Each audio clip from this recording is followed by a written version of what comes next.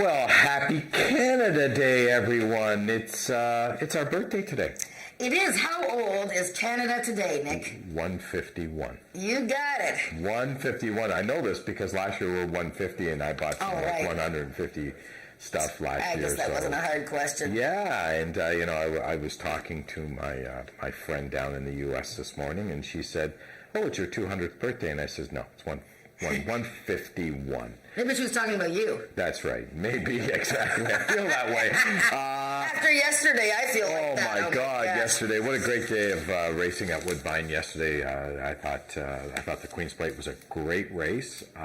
The filly, another filly beat the boys, and I thought it was a masterful ride by J.R. Velasquez. I mean, he just sat in a nice trip and just blew them down the lane, and a lot better than the trip the horse got the week before in the Oaks. Yeah, I mean, I think adding blinkers, equipment changes on horses that, like her, who had been second, third, lost $1 million in purses by about a half a length over the last umpteen months.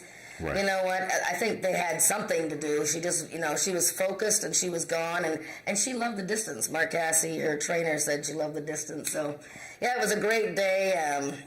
Doug Ford was there, so that was neat. It was just painfully hot, like today. I was sweating from my kneecaps. Yeah, it's a hot day, and we got a lot of activities going on. Before we talk about our races today, yes. I just want to go over the things that we have going here. We've got a lot of things for the kids today. We've got face painting, we got jumping mazes, we've got free popcorn, we've got pop sockets for the first 1,000 people that get here. Those are cool. Yeah, they are cool. Our infield, we've got live entertainment tonight starting at 6 o'clock. We've got food trucks. We've got Mark Joseph Band going on. We've got Summer of 69. We've got an aerial show. And, of course, we've got the fireworks at 10 o'clock. So there's just so much on the horizon here at Ajax.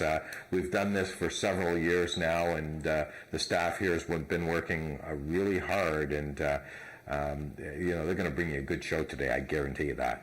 They work really hard, and there's always something fun going on here, and it's this is supposed to be this is a huge party. Like, they're expecting 30,000 people here at some point. But we're going to have some nice races beforehand to make some money. Yeah, we are going to make some money. Let's make some money on Canada Day. It's the other thing about Canada Day I really like. It's the half point of the year. So we've done the first 6 months. I remember when I used to be in the accounting world many, many years ago, that this was the tax freedom day. So for the first 6 months you work to pay your taxes. The last 6 months you pay, and it all goes into your pocket. At least that's how it used to work. Oh, okay. Did you know that? I did not know that, but Tax Freedom Day. Is it? Tax Freedom Day, yeah. Okay. July 1st. I'll take that. Okay. Let's talk about making some money, and let's go into the first race, an optional claiming race, 330 yards. The distance, these are 3-year-olds and up, which have not won a race since July 1st of 2017. One horse is in for the tag, Sammy's Rocket, in for $7,000. Very competitive race. Yeah, and I'm going to start us off. You're right. I'm sorry, I missed that one. The one, as well. Yeah, the ones, well. 1 and 2. I'm going to show a replay here. My replays are early on the card today. I quite like Dynalicious today. Sure. I think I'll Be Gone Flying is going to be the favorite. But let's look at Dynalicious's last start. It was her first start of the year. Hold it, guys. Just wait 1 second here. So she's the 3 horse. So, yeah, she's wearing blue and white, and I believe she's got the white blinkers on. So, yeah, she's in the 3 post. It's her first start of the year. So let's watch how she comes out of the gate, what happens to her. First race of the year, a little bit of jostling there, a little bit of jostling there, and that was the end of that. I agree. And you know what? 300 yards still isn't her best distance. So, actually, I was talking to Bob Broadstock, her trainer, who actually, him and Ramiro Castillo came out to the Queen's Plate yesterday, and we were talking about Dynalicious, and you know what? She wants more distance. Look at her record at this distance, 2 wins and 9 starts. I really like her second start off the layoff here. She has to run down the 1 horse, I'll Be Gone Flying.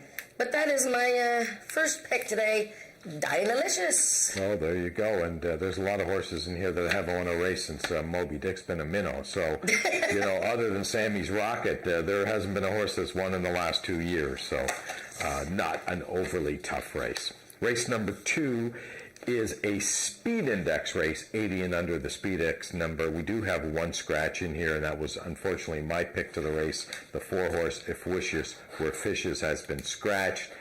Down to a field of 7, but Juno and Zooming is my pick in here. I don't know about you, but I kind of like the 2-horse Chelsea Willock and Joe Tavares.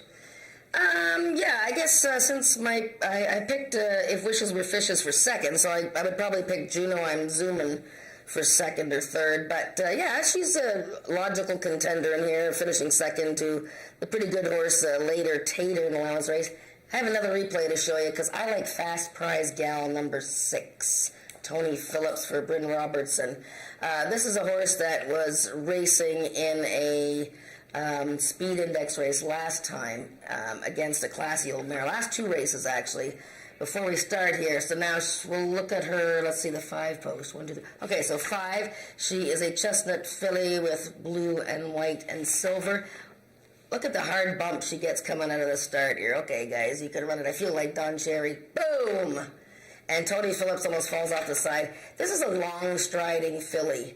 And she just got completely... And you know what? The horse that bumped into her actually was the one that fell back. Now, she's drifting out a bit here, but, I mean, that was a hard bump. Maybe you can show it one more time, or at least show the pan shot. She comes on to be third against a tough old mare. Here she goes, here, the 5-horse. Boom! I thought Tony Phillips was going to go off the side of her there. Anyways, this is a nice 3-year-old filly. It's her 4th start of the year. I think this is the day. I love the fact that she's stretching out to 350 yards. Fast Prize Gal. That's it. Let's move on to race number 3, a starter allowance event. These are 3-year-olds and up, which have started for a claiming price of $15,000 or less. We have 2 scratches in here, unfortunately. The 2-horse Coronas Chrome and the 4-horse The Dominator. I'm gonna give you some advice in here. This is a 3-horse field. If you're playing a pick 5 or you're playing a pick 4, don't use 2 of them. Exactly. That I guarantee you, because I've done that many times in my life, and guess what happens? You have to press the all button in here in a 3-horse race. Yeah. There can't be show betting on this race, can there? No, because you can't lose. Well, you could lose if the horse loses jockey. You could lose, but no. There's no show wagering in here. There'll be, I don't even know if there's place wagering in here. I haven't even checked, but I'm assuming there may not be. It might be win only in here. And, you know, the horse, I've talked about this horse a gazillion times on when we have a starter allowance race, and that's, of course, the FDD map. Mm-hmm. This horse got claimed, oh my God, he got claimed 6 years ago by Les Baker off of a gentleman from the U.S. I can't remember his name right now. It's been so long. He was a cowboy from Texas. But anyways, and he claimed this horse for like a small amount of money, $5,000 or $10,000, and this horse has made over $200,000. So, you know, that's why I love claiming races, because you can get really lucky and claim one and make a gazillion dollars on them, and that's what happened to the FDD map. So I remember a trainer, of course, you would know very well, Frank Passero. Yeah. And Frank Passero's claiming was the way to fame was his motto, and he won. What did he win? Like 13 or 14 races in a row one year at Gulfstream Park. That's right. Broke a record or something like that. In a row he won. Yes. So Frank the Bank, we used to call him. Frank the Bank. And we used to love to claim. And so when I look at this horse, I think of Frank the Bank all the time. So again, 3-horse field. I'm gone with the FDD map because I don't know why. You got to go with someone, and he ran a huge against Country Boy 123 last time. He did, and he had a good year last year. He won 2 of 6 races, so I'm very impressed with that. Yeah. Channel Island Flyer is another horse that is so incredibly consistent, but you know, when you look at his line, 64 lifetime starts, what jumps out is the second place finishes. Last time it was his 25th. There you go. Second place finish. I mean, he's wonderful, though. I mean, he just makes money, getting close to $100,000. Actually, yeah, the other 2 horses in here, Barry Wood versus Les Baker, so. Exactly. 2 Woods versus the Baker. Exactly. So, I don't know what you can add to this race, but it's a 3-horse field. No, you play this race in your pick 4 and your pick 5s. Don't forget the pick 5 starts on race 2. The pick 4 starts here. Right. That's how you play the race. And you move on from there. You move on from there. We've been doing a lot of talking about the first 3 races today, but I want to talk more about what's going on at Ajax Downs today. And I understand that Heather is with 2 of the lovely ladies that work here, Katina and Kara. The 2 Ks are with Heather right now. So Heather, take it away. Let's talk to the 2 Ks. Thank you. Oh, 1K. What happened to the other K? So I am here with Katina, and we're going to talk about some of our events going on. So Kara, how are our events doing today? We have face painting today. We have popcorn. Should we move over? Cupcakes, pop sockets we're giving away to any player reward member, and that'll be throughout the day. Then at 6 o'clock,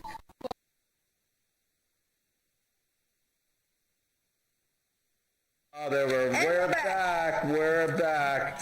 See what happens when you're looking for 2 Ks? You only get 1 K, and the 1 K, I don't know what happened there. We had some problems with the system here, so we're going to have to fire There was some jumping castle There thing was going a on jumping there. castle thing, so... How are we doing that, Peter? I don't know how we're doing.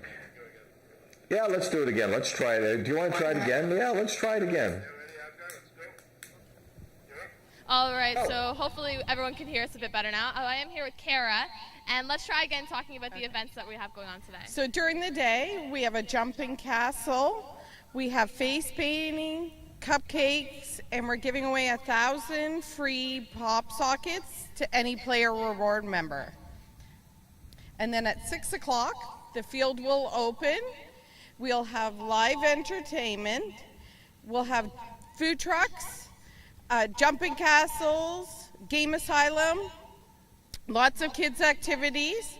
And then at around 9:30, we'll have an aerial show. And then we'll have fireworks go off around 10.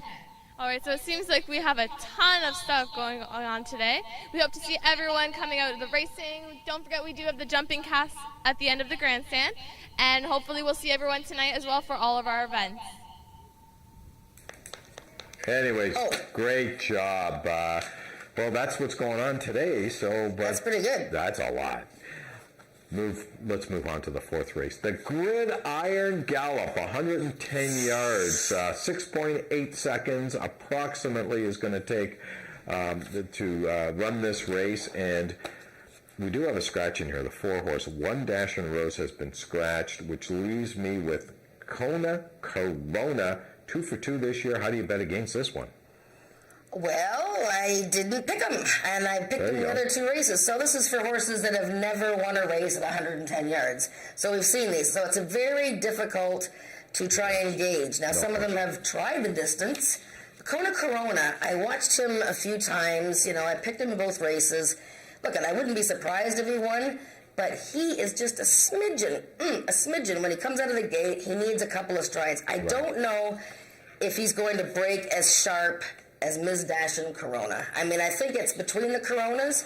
I think you can go crazy here and Corona yourself to death. Right. But I think Ms. Dash and Corona, she breaks hard. She breaks on top. I watched her last race.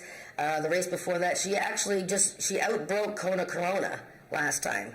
This is 110 yards and not 300. I'm taking her to post a little upset. Yeah, I get exactly what you're saying here, because, you know, if you don't break right away, then you got no chance. And I know I bet a horse yesterday at Woodbine that I was told may not break all that well in the 2-year-old race, and the horse not only did not break well, just plowed around. We talked about it earlier, that horse, that 2-year-old yesterday. Yes. And he was horrible, actually. She was horrible, just ran horrible. I mean, talking about my money going up in smoke, it certainly happened there. But anyways, yeah, it is a race. You got to break, and if you don't break, you got no chance. And you've made a good point about Kona Corona maybe running a little too late to get up for the win. I think it'll be close, but I think the Coronas have it in that race. Race number 5 is an allowance race going 350 yards. These are Ontario Sire 3-year-olds and up, which have never won 2 races. Our morning line favorite has been scratched. Chase This Y'all. Brian Bell and Don Reed are not coming today, so we have to go somewhere else. And I've landed with the 5, Hell's Fire's Mistress. Well, that's who I ended up on as well. You know, Chase This Y'all was one of the most impressive first-time starters to win this year. Very impressive, and he was 45 cents on the dollar that day, so this is a big scratch in this race. This is a really nice race, though. Now it's quite a competitive race. Look at Hellfire's Mistress. I've talked about her ad nauseum this year. She's had nothing but bad luck. First time out, she broke slowly and just missed. Second time out, the gate malfunctioned. She came flying. And last time, just too late for whatever reason. The winner, Firing Red Jess, has already come back to win again. So Corey Spataro is going to be on Hellfire's Mistress because Brian Bell was riding Chase's Y'all. So Hellfire's Mistress is my selection, as is yours. And Mr. Polar Express, look, I loved him last time. I thought he was a sure winner last time. And just like the comment says, other than the spelling mistake, sandwiched. He had 2 horses come in on him and squeeze him out, and that was the end of his day. He's the horse to beat, so I'm looking at 5-2. How about that? There you go. There you go. Let's move on to 6th race, our overnight series race. This is going for a purse of $22,000. These are Ontario Sire maidens. And the 7 horse, Miss Storm Warning. Oh, not scratched. I got the wrong scratch. Oh, the 1 horse is scratched unceremoniously. I was told that the 7 was scratched, but I guess I was misinformed, but I've been misinformed before. So if we can double check with that. The 1 is scratched for sure. Check and see if there's another scratch. It doesn't matter. I didn't pick the horse anyways. I went with the 6 horse Ice Witch. Yeah. 7 is scratched. It's just we just haven't got the graphics up. Oh dear, that's too bad. I picked that horse second. They quite like Miss Storm Warning. Okay, well I picked Ice Witch as well. A black gelding. Oof, he's going to be hot today. But anyways, you don't see too many black horses. 4 years old. He was thought to be a good one last year, and he was. Second beaten ahead in his first start of his life in August. Showed all kinds of potential. Just the one workout, recorded workout this year, but it was a doozy. And I love Greg Watson, Corey Spataro combo. This horse was owned and bred by Dan Giles and was trained by Dan last year. Greg Watson will put the saddle on today, so he looks pretty good. You gotta I'm very interested in this first-time starter. Eyes are really quick. Not crazy about the outside post because sometimes firsters will want to come out sideways, but this is a half-brother to a couple of really nice horses here, Later Tater, and also half-brother to Rouge River Cartel. Right. Very good horses, good winners. The mare won almost $300,000. Give a look to that first-time starter. Eyes are really quick. That's our show talking quarters today. We've got 12 minutes to race number 1. We'll see you after the first, before the second. Jennifer will be in the paddock today in the heat all day. Did you bring your bathing suit?